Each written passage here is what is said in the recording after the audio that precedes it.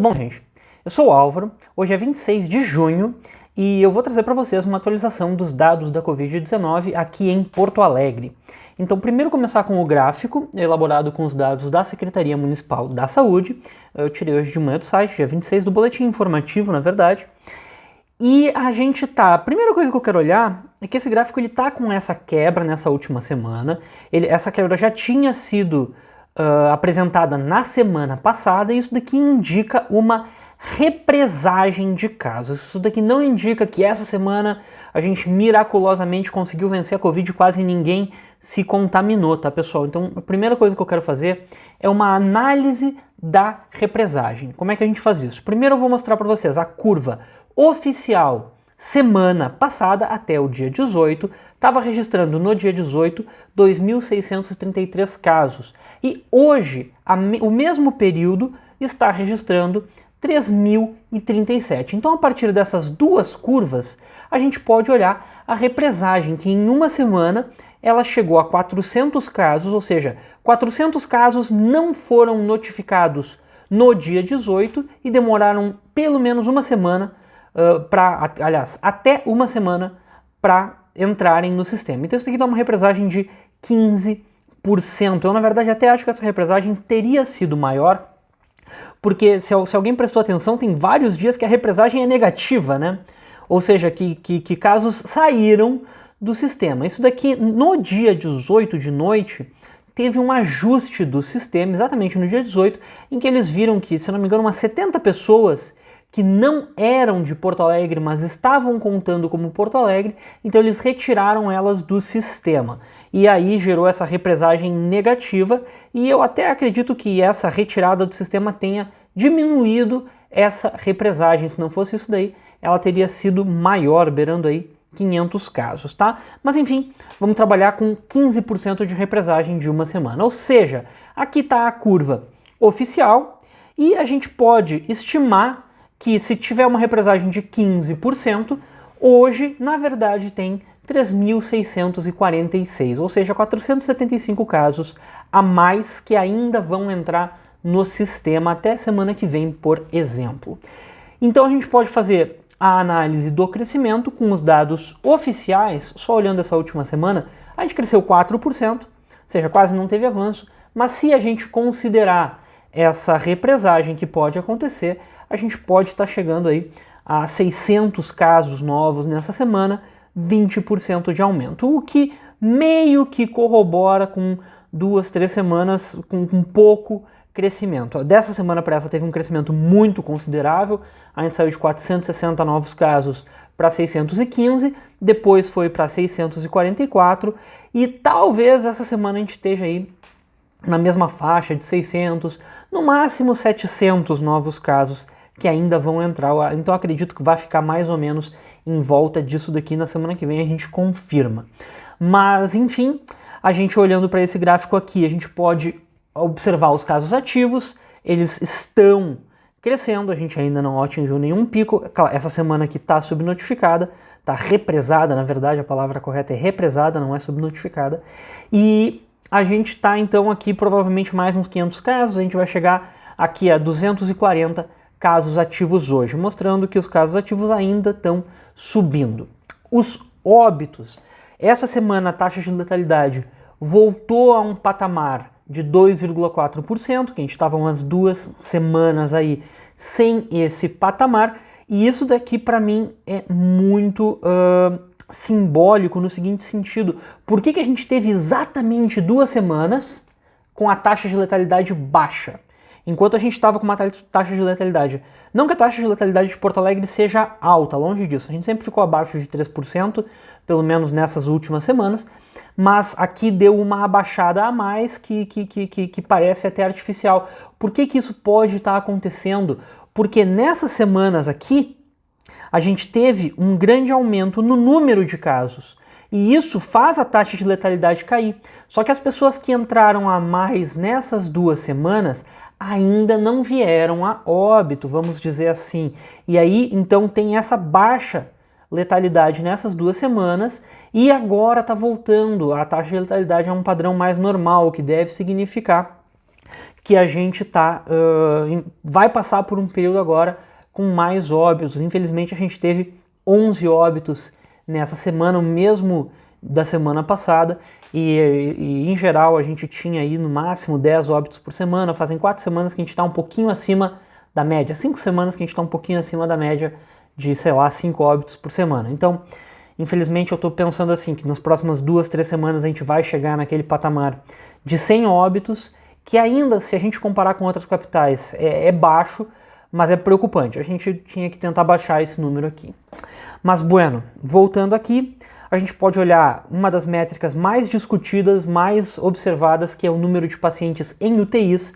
Hoje, aliás, ontem, a gente estava com 112 pacientes confirmados com Covid-19 em UTIs, 140 pacientes suspeitos, ou seja, 28 que não estavam confirmados, mas eram suspeitos de Covid-19, e 157 vagas. E esse asterisco aqui é porque a gente sabe que tem uma diferença muito grande entre uma vaga para paciente Covid e uma vaga para paciente não Covid. Então nem todas essas estão disponíveis para pacientes Covid. Inclusive, se eu não me engano, são pouquíssimas vagas dessa hoje em dia que estão exclusivas para paciente Covid. Se aumentar muito esse número, vai ter que fazer um remanejamento de vagas não Covid para vaga Covid. Tem toda essa questão logística. E aqui está a curva dos pacientes em UTIs confirmados Covid, saindo aqui no dia 7 de maio de 39 pacientes e ficou até 4 de junho, mais ou menos nessa faixa de 40 pacientes. Aqui às vezes subia um pouco, chegava a 47, não sei se chegou a 50 confirmados, e depois do dia 4 de junho, bueno, a gente começou aí a subir e a subir. Então, agora, de novo, só marcando aqueles pontos importantes, os 3 decretos de abertura, o decreto de mudança de testagem, mas agora a gente tem um outro decreto aí que a gente vai começar a marcar, o decreto de retorno em algumas medidas, principalmente no que tange os shoppings, e também a gente tinha que observar que aqui nesses últimos 4 dias, Porto Alegre ingressou na bandeira vermelha. A gente está na bandeira vermelha aí há 4 dias e vai ficar na bandeira vermelha por pelo menos mais 10, tendo em vista que bandeira vermelha fica por 2 semanas no mínimo. Então, tem que ver agora, nas próximas semanas, se esse decreto e essa bandeira vermelha vão ter um impacto sobre o número de novos casos, sobre o número de pacientes em UTIs. Lembrando que vai demorar, que toda ação demora para ter a sua reação no gráfico, né? Os gráficos demoram no mínimo 2 semanas para mostrar o efeito de alguma causa, como uma abertura, ou uma flexibilização, ou um fechamento. Já que eu falei em UTIs de Porto Alegre, pessoal, semana passada teve uma desinformação aí, e essa semana eu quero mostrar essa desinformação e corrigir um pouco do que foi falado, tá? Então eu vou dar os dados aqui brutos, depois eu comento sobre eles. Esse print é um print de todas as UTIs de Porto Alegre, pacientes internados devido a Covid, no dia 16 de junho e com o município de residência de cada paciente. O que eu estou interessado nessa planilha? Eu estou interessado só no total de pacientes que eram residentes em Porto Alegre, 26, e o total de pacientes internados por Covid, 68. Então a gente vê aqui 26 pacientes de Porto Alegre e 68 pacientes totais, ou seja, 38,2% eram pacientes de Porto Alegre e 61,8% não eram de Porto Alegre. Isso no dia 16 de junho. E aqui é que está um pouco da desinformação. As pessoas, teve um vereador aí, pelo menos, que ganhou mais repercussão, falando que esse aumento no número das UTIs não era por causa dos residentes em Porto Alegre. E, bueno, isso daí que eu quero comentar agora. Esse print aqui é do boletim da prefeitura e eles trazem uma evolução, eles trazem outros 2 prints que eu quero mostrar para vocês. Então, marca esses números. Dia 16 de junho, 38% de Porto Alegre. Agora, dia 18 de junho, 2 dias depois, o percentual de pacientes aumentou, 31 pacientes em Porto Alegre, 76 no total, e 40% eram residentes de Porto Alegre. E agora, no dia 22 de junho, o total era 103 pacientes, 47 de Porto Alegre, e o percentual de Porto Alegre era 45,6. Então, a gente saiu de um percentual de 38 para um percentual de 45%. Ou seja, a lotação nas UTIs aumentou tanto por Porto Alegre quanto pelo interior, fato. Mas o impacto que os pacientes que são residentes de Porto Alegre têm nas UTIs também aumentou. Ou seja, Porto Alegre, as internações em UTIs em Porto Alegre está crescendo mais rápido entre residentes de Porto Alegre do que residentes de outras cidades. Bueno, em outras palavras, aquelas críticas elas não são válidas. A gente não pode dizer que porque metade dos internados nas UTIs não são de Porto Alegre, que eles não contam. Eles contam sim, e eles estão contando até menos para o aumento do que os próprios pacientes de Porto Alegre. Tá, pessoal? Isso daí que eu queria dizer. Vamos lá, vamos continuar.